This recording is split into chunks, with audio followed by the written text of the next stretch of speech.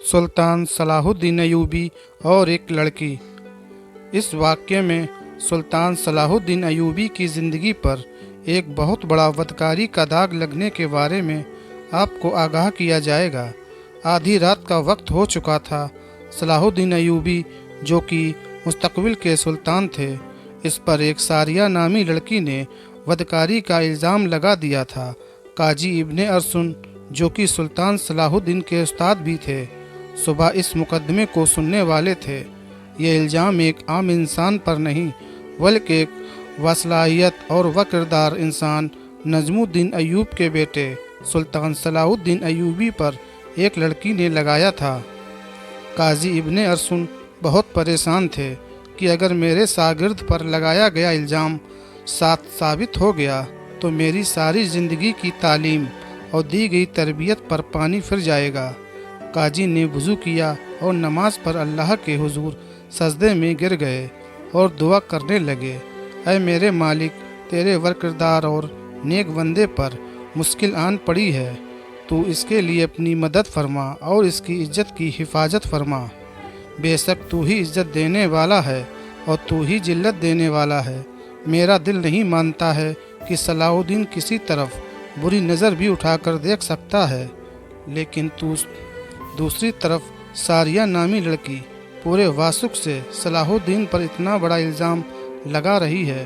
दोस्तों, ये वाक़या कुछ इस तरह है कि जब सुल्तान नूरुद्दीन जंगी अपनी सल्तनत पर कायमो दायम थे, तो सलाहुद्दीन अयूबी पर एक सारिया नामी लड़की ने इल्ज़ाम लगाया कि सलाहुद्दीन अयूबी ने मुझे अकेला पाकर मेरे साथ ज़बरदस्ती करने की कोशिश की है। तमाम लोग हैरान थे कि क्या सलाहुद्दीन इस तरह का काम कर सकता है। किसी को यकीन नहीं आ रहा था। कोई कुछ बातें करता और कोई कुछ बातें बनाते। अगली सुबह सुल्तान नूरुद्दीन जंगी की मौजूदगी में काजी इब्ने अरसुन ने इस मुकदमे को सुनना था और सलाहुद्दीन अयूबी पर फ़र्द जुर्म आयद होने के बाद सज़ा सुनाई जानी थी। सलाहुद्दीन अयूबी सारी रात बुखार में तड़पते रहे और अल्लाह से दुआ करते रहे, मेरे मालिक, तू ही मेरी मदद फरमा। तू ही बेहतर जानता है, तू ही सबसे सच्चा है। बेशक मेरी मदद करने वाला सिर्फ तू ही है। फ़र्ज का वक्त हुआ था। सलाहुद्दीन अयूबी का बुखार बहुत तेज़ था। आपने वज़ू किया और नमाज के लिए खड़े हो गए। नमाज से फारिग होने के बाद अल्लाह के हुजूर सजदे में गिरकर दुआ मांगी और कहा, मेरे मालिक, तू ही मेरी इज्जत रखना। वो दिन नजमुद्दीन अयूब ख़ानदान के लिए बहुत ही अजीब और आजमाइशों से भरा दिन था। लोग बड़ी बेताबी से उस लम्हे का इंतज़ार कर रहे थे कि जब सुल्तान नूरुद्दीन जंगी की मौजूदगी में काजी इब्ने अरसुन मुकदमे को सुनेंगे और सलाहुद्दीन अयूबी के साथ क्या करना चाहिए इसका फ़ैसला करेंगे।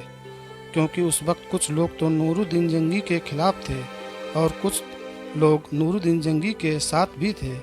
इसलिए लोगों के जहन में तरह तरह के ख़यालात रुनुमा हो रहे थे। सूरज तुलू हो चुका था।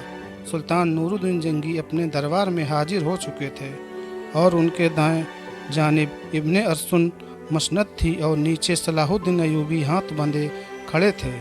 कुछ देर बाद काजी सलाहुद्दीन अयूबी से मुखातिब हुए और कहा कि आपको अपनी सफाई में बोलने का पूरा हक है। काजी की बात खत्म होते ही सलाहुद्दीन अयूबी काजी से मुखातिब हुए और कहा, काजी साहब, जिस लड़की को मैंने देखा नहीं, जिसे मैं जानता नहीं, उसके साथ मैं कुछ अच्छा या बुरा शुरू कैसे कर सकता।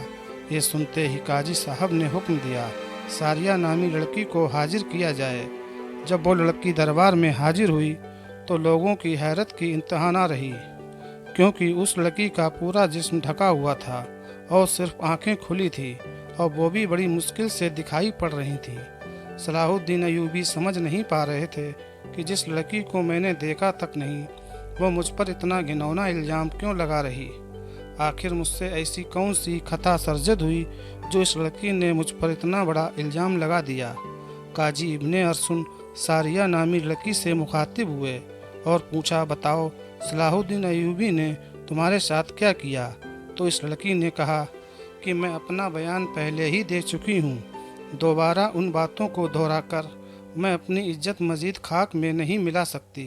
बुखार की शिद्दत में इजाफ़ा होने की वजह से सलाहुद्दीन अयूबी का चेहरा जर्द हो रहा था और हाथ कांप रहे थे। जुबान पर भी लर्जा तारी था।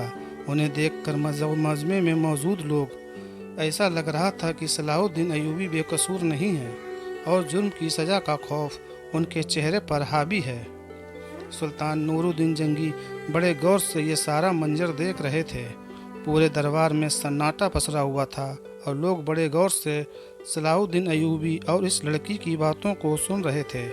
सलाहुद्दीन अयूबी ने उस लड़की से कहा, क्या तुम्हें अपने रब से डर नहीं लगता? तुम एक बेकसूर इंसान पर इतना गंदा इल्ज़ाम लगा रही हो।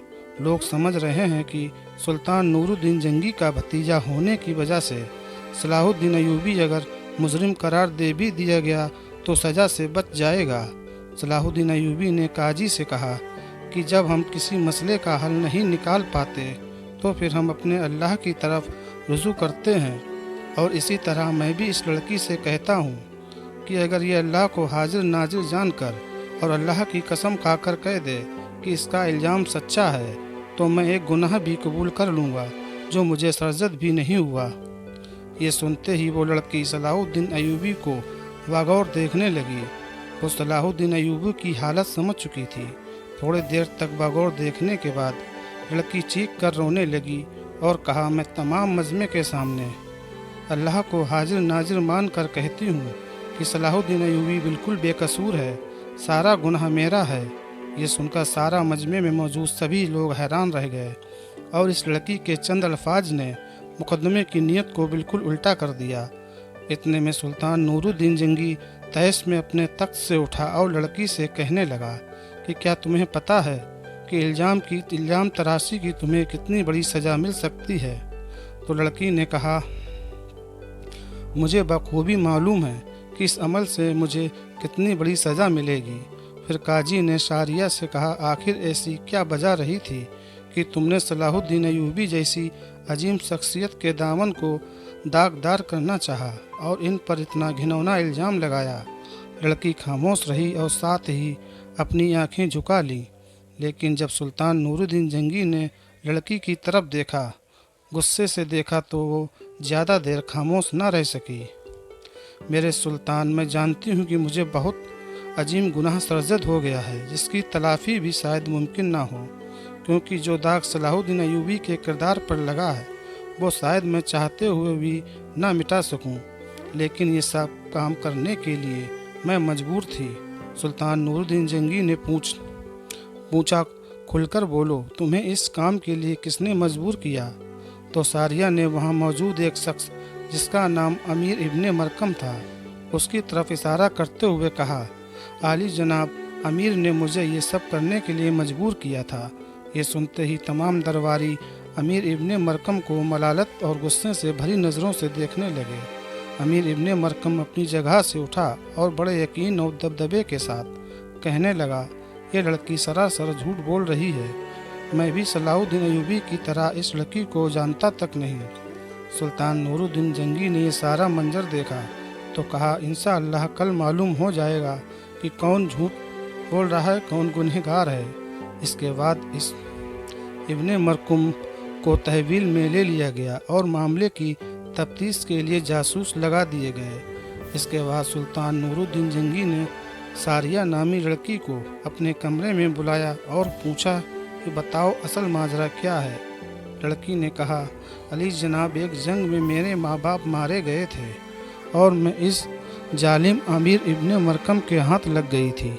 ये मुझ पर बेइंतहा जुल्म और तशद्दुद करता है और हर तरह के अच्छे बुरे काम मुझसे करवाता है। जब शाही कनीज की जारी जांच कराई तो वही इस लड़की की पीठ पर कोड़ों के निशान भी दिखाई दिए गए, और उधर सुल्तान नूरुद्दीन जंगी के हर जासूसों ने सारिया और अमीर इब्ने मरकम के बारे में सारी मालूमात इकट्ठी कर ली थी और उनके आपस के ताल्लुकात को सुल्तान के सामने बेनकाब कर दिया। ये देखकर सुल्तान ने अगले दिन पूरे मजमे को एक जगह पर इकट्ठा होने की दावत दी। ये दावत इसलिए थी कि काजी इब्ने मरकुम की सज़ा लोगों के सामने मज़ार आम दिखा सकें और लोग उसकी सज़ा से इबरत हासिल कर सकें। दूर दूर से लोग अमीर इब्ने मरकम का अंजाम देखने के लिए आए। जब उसको मैदान में लाया गया तो सख्त जंजीरों में जकड़ा हुआ था। लोग उसको मलामत भरी नज़रों से देख रहे थे। उसे 70 कोड़े मारे गए और इसके साथ ही सुल्तान नूरुद्दीन जंगी ने इस शाही ओहदे से हटा दिया और इसके तमाम ज़मीनों जायदाद जब्त करके सलाहुद्दीन अय्यूबी को देने की दावत दी। लेकिन सलाहुद्दीन अय्यूबी ने यह कहते हुए ठुकरा दिया कि मैं किसी का माल अपने हिस्से में रखकर गासिब नहीं बनना चाहता। इस तरह सुल्तान सलाहुद्दीन अय्यूबी की अल्लाह रब्बुल आलमीन ने गैबी मदद की और उनके किरदार पर लगाया गया बदनुमा दाग था दूध की तरह धुल गया। बेशक अल्लाह अपने नेक बंदों की मदद फरमाता है। जो इंसान शैतान के वसवसों और शैतानी कामों से बचता है तो अल्लाह ताला उसकी मदद फरमाता है, जिसका वाज़ेह सबूत कुरान शरीफ में मौजूद है। दोस्तों, वीडियो पसंद आए तो लाइक करें, शेयर करें और ऐसे ही सच्चे वाक़यात सुनने के लिए चैनल को सब्सक्राइब कर लें। शुक्रिया।